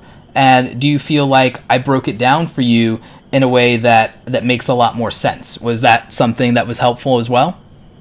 So before we go, I just want to kind of get like some feedback from you guys on whether you felt like this was a good training and whether you like the new analytics features that we just got. Awesome. Yes, it is. Excited to know how I can hone down my marketing effort. You're trying to figure out why you can't super chat. I'm not sure. It might be certain countries, or it might be an update. You may not have updated the YouTube app. That could be a factor if you can't do super chat. Andrew says, I'm super excited to get perspective of the secret sauce that leads to views and watch time. Yes, excited to learn more. Perry Broussard. Ant says, yep, super excited. Eccentric Cuddles shared it. Nice. Thank you, thank you. Crazy Russian Official says, awesome info, Roberto. Thank you. Judea Podcast, really helpful. Thank you. Synog says, I'm on PC, not phone. I'm not sure why it's not working on PC then. It could be anything. Hopefully YouTube gets that figured out. As you know how much I love Super Chat. Anyway, guys, thank you so much for joining me on another YouTube live Q&A. Thank you for hanging out for 2 hours. Amy Diaz Hollis, you never catch me live. Next time, Gadget, next time. So guys, before we go, just remember, go out there and create something awesome today. Take care, and just remember, all of the resources and discount links are in the description down below, so make sure you're checking that out. Remember to check out awesomecreatoracademy.com. I'll see you guys on the next live stream. Take care.